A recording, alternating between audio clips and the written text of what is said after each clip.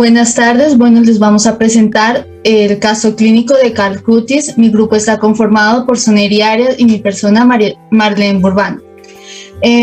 A continuación se hace una breve introducción al tema a exponer. Para este caso clínico se han tomado diferentes referencias bibliográficas que nos han ayudado con la recolección de la información para realizar la respectiva presentación y realizar la introducción al tema con la enfermedad que se va a describir, sus patologías, sus causas y su situación. Por consiguiente, se hará la descripción del caso clínico asignado de acuerdo a la organización preasignada por el docente. Vamos a hablar sobre cálculos renales. Buenas tardes muchachos. Un cálculo renal es una masa dura que se forma a partir de cristales de algunos compuestos que se encuentran en la orina. Puede presentarse uno o más, ya sea en el riñón o en el ureter, y su tamaño varía de un granito de arena a una pelota de golf. El término cálculos se emplea en sí para describir cualquier concreción normal, precipitados o similares al de concreto, de sales minerales o otros compuestos. Los precipitados se forman casi siempre dentro de la cavidad de un órgano hueco como el riñón o en el lumen de un conducto como en este caso el ureter. Los cálculos pequeños son fáciles de eliminar a través de la orina, mientras que los grandes pueden quedarse en el cuerpo bloqueando el flujo de la orina, causando dolor. Estos cálculos son resultados ya sean por factores como la alimentación, su herencia o por el bajo consumo de líquidos. La sintomatología que se presenta está entre dolor intenso que comienza repentinamente y puede sentirse en el área abdominal, en un costado de la espalda y que puede irradiarse al área de la ingle, como también sangre en la orina e incluso un olor desagradable en esta. También presenta escalofríos, fiebre, náusea e incluso los vómitos. El nombre del paciente es Karl Cutis. Cal viene del latín calx, o que significa piedra caliza, y culis vendría del tupo, que quisiese decir entre bastidores, lo que significaría piedra caliza entre bastidores. Esta sería como un significado más elegante, entre comillas, y si no, pues para nosotros sería un nombre que define la patología en general. Cal, culis, cálculos, y en este caso serían cálculos renales. El motivo inicial de la consulta. Karl Cutis es un joven de 18 años de edad que fue llevado al hospital por su madre debido a que presentó un súbito indicio de dolor intenso en el flanco izquierdo, irradiado hacia el lado izquierdo en dirección a su área pública. La orina mostró un color café rojizo y el análisis general de orina reveló la presencia de muchos glóbulos rojos o eritrocitos. Cuando se acidificó la orina con ácido acético, se identificaron grupos de cristales cisteína transparentes, hexagonales y planos. Karl Cutis no presenta antecedentes familiares de litiasis renal. Los síntomas y el examen médico del paciente de Karl Cutis. Él presenta un dolor intenso en el flanco izquierdo, irradiado hacia el lado izquierdo de la espalda en dirección a su área pública. Para realizar el diagnóstico de la patología que presenta Karl Cutis se hizo un examen de orina en el que se observó las altas cantidades de cisteína, arginina y lisina. Para realizar este diagnóstico se pueden utilizar varios métodos. Un método antiguo, pero aún que está vigente, es el método test cualitativo de Brand. Este test es cuando el cianuro de sodio se mezcla con la orina alcalinizada. La cistina es reducida a cisteína, que en presencia del microcruciato de sodio da un color magenta o rosita característico. Esta reacción es positiva en pacientes con niveles de cistina mayores a 315 milímetros sobre milímetros de creatinina, por lo que sirve para detectar únicamente pacientes citogénicos de tipo A homocigotos, no detecta creatinina tipo B heterocigotos ni tampoco AB. Este test tiene una sensibilidad del 72% y una efectividad del 95%. Otro método es la visualización directa del sedimento urinario, pero no es tan recomendable porque no mucha gente excreta sedimento urinario para poderse visualizar. Además, para esto se prefiere la ecografía o la tomografía axial, la cual es más concreta, y siempre que sea posible se va a preferir la ecografía, ya que la tomografía sería puede poner al paciente en un estado de riesgo por la exposición a radiación ionizante. También hablaremos de la patología y el diagnóstico del paciente. Karl Cutis presenta cistinuria, que es una alteración genética en la que tiene lugar la sustitución de un aminoácido en la proteína que transporta que reabsorbe cisteína, arginina y lisina. Por consiguiente, la orina contiene elevadas cantidades de estos aminoácidos. La cistina, que es el menos soluble de los otros aminoácidos, se precipita en la orina para formar piedras renales o cálculos renales. La cistinuria es una alteración genética con una prevalencia de promedio de aproximadamente de 1 por 7.000 nacimientos, un padecimiento relativamente raro.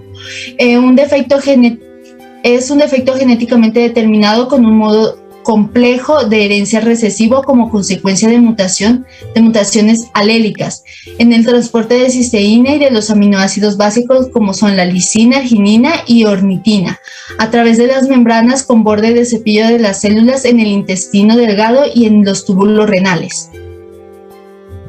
Sin embargo, esta enfermedad no aparenta tener síntomas de insuficiencia de aminoácidos. Esto sucede gracias a que la lisina, la arginina y la ornitina no son aminoácidos esenciales. Eso quiere decir que los organismos los sintetizan. El problema más serio de estos pacientes es la insolubilidad de la cistina, que puede formar, como hemos dicho antes, piedras renales que podrían alojarse en el uréter, causando una hemorragia urinaria y dolor agudo intenso conocido como cólico renal. La incapacidad para absorber estos aminoácidos y la cistina también del intestino y la aumentada pérdida de estos, se podría decir que podríamos tener una deficiencia de estos compuestos en la sangre. Pero, sin embargo, como dije antes, debido a que estos aminoácidos no son esenciales, no se ve una pérdida de estos aminoácidos, por lo cual no se puede ver una deficiencia de estos, entonces no pueden haber síntomas clínicos de deficiencia de estos. Todavía no está claro por qué los síntomas relacionados con una deficiencia de lisina no han sido observados, ya que en algunos otros trastornos del espectro de transporte renal sí han sido observados, como el caso de la familia Hantu, que fue el primer estado de deficiencia por de lisina en ser observado. Este caso lo pueden encontrar en Google como caso Hantu. A continuación, los tratamientos. El tratamiento, hay varios tratamientos, el que les hablaré ahorita es el de la hidratación. La ingesta abundante de líquidos previene la formación de litiasis al disminuir la concentración urinaria de cistina. Se recomienda tener una ingesta de 5 a 3 litros al día para una producción de orina de 3 a 4 litros, repartiendo la ingesta a lo largo del día, y se recomienda ingerir más líquido en la noche. Se recomienda también la ingesta de líquidos en forma de bebidas alcalinizantes como el agua mineral, que es rica en carbonato y es muy baja en sodio. Idealmente, la densidad de la orina debe mantenerse en 1,010, siendo la densidad del agua 1 la referencia de comparación con esta. Bueno, también están medidas dietéticas, que se busca disminuir la ingesta de fuentes de cistina en la dieta. Principalmente se debe evitar la ingesta de proteínas de origen animal, ya sea huevo, pescado, pollo, res, puerco, entre otros, y algunos frutos secos o incluso el trigo. Se recomienda mantener una ingesta de proteína animal de 1 gramo sobre kilogramo al día. En adultos, no se recomienda aplicar esta restricción en los niños. También se recomienda reducir la ingesta de sodio a 1 milimolar sobre kilogramo al día. Ha mostrado disminuir la excreción urinaria de cistina. La recomendación general es no exceder aproximadamente los 2 gramos de sodio al día, evitando así añadirle sal a los alimentos o incluso evitando las comidas rápidas en general. Bueno, para el tratamiento farmacológico, la mayoría de los pacientes requerirán un tratamiento farmacológico por obligación para mantenerse libres de episodios en el más tiempo posible. La principal herramienta farmacológica es la alcalinización de la orina, como ya lo hemos mencionado, con bicarbonato de sodio, citrato sódico, citrato magnésico o citrato potásico. En general, se prefiere el citrato potásico para evitar el sodio contenido en alguna otra formulación, lo cual podría aumentar la excreción de cistina en la orina. El citrato potásico se maneja en dosis de 60 a 80 miliequivalentes al día.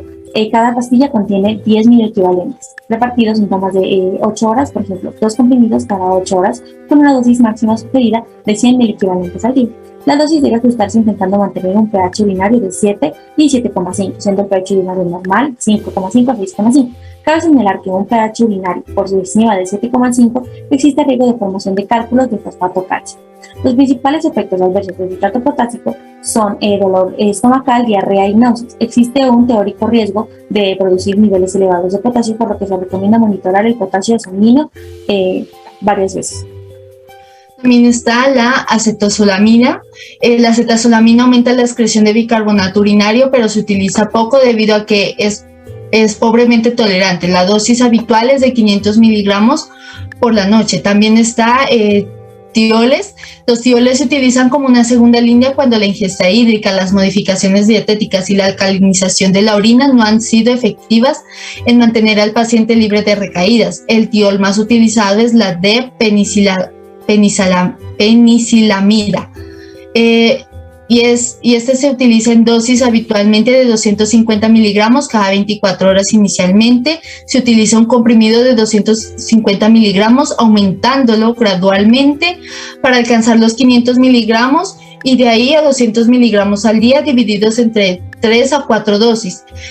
Su efectividad depende del pH urinario, por lo cual siempre debe combinarse con la alcalinización urinaria.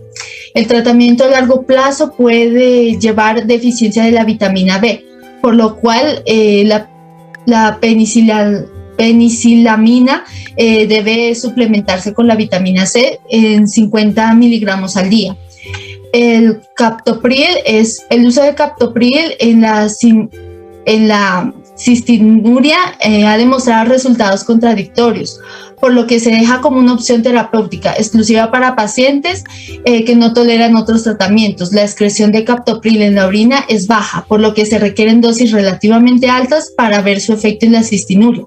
150 miligramos al día aproximadamente, habitualmente repartiéndolos entre 50 miligramos cada 8 horas. Ya que el captopril es un fármaco utilizado para la hipertensión arterial, su efecto hipertensor limita su tolerancia en muchas ocasiones. Bueno, para tener en cuenta, las personas con cistinuria tendrán una alta tasa de desarrollo de cálculos renales a lo largo de su vida, por lo que el seguimiento con ecografías, TAC y el tratamiento multimodal que les presentamos anteriormente es muy importante en todos los pacientes para disminuir la nueva aparición de cálculos, la progresión de estos y la necesidad de intervención quirúrgica sobre ellos. Bueno, vamos a tener un pronóstico contra este caso. El paciente Calculis ya había hecho una visita al hospital y por ende tenía un diagnóstico, además de un tratamiento ya prescrito por su médico, de manera que previniera otro episodio de cólico renal que ya había tenido. Estas medidas son necesarias para aumentar la solubilidad de cistina en la orina y evitar la mayor formación de cálculos posibles. Con el paso de los días, Cal se descuidó en su tratamiento, dejando de lado sus medicamentos por un tiempo considerable, más o menos un mes, por lo cual volvió a tener un episodio de cólico renal con abundante sangre en la orina y una piedra que salió de manera espontánea, por lo cual podemos pronosticar que si él sigue siendo negligente con su tratamiento, tendrá que volver al hospital y se dará un nuevo tratamiento o se puede llevar a cabo una intervención quirúrgica. Todo eso dependiendo de los resultados del estudio que él tenga. También tenemos un segundo pronóstico, que vendría a ser si la cistinuria no tiene cura, pero sí podemos dar un pronóstico bueno al decir que si el tratamiento se cumple al pie de las letras y da buenos resultados, la enfermedad puede mantenerse controlada y por ende la enfermedad no avanzará de forma abismal, por lo cual podremos deducir que va a tener una vida relativamente normal.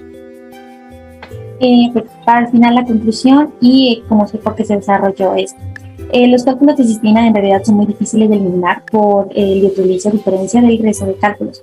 Por lo tanto, debería llevarse a cabo una terapia no invasiva para el paciente para prevenir la recaída en la formación de cálculos. Esta terapia estaría basada en una alta ingesta de líquidos, alcalinización de la orina y empleo de agentes quelantes, como dijimos anteriormente. A la hora de preservar la función renal, es necesaria la combinación de estas tres medidas terapéuticas, tanto para disminuir la recurrencia como la morbilidad de la enfermedad en el paciente.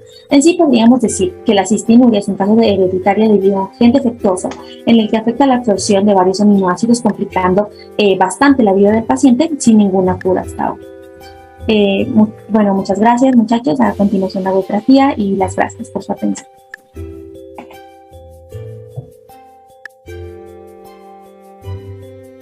Gracias. Muchas gracias.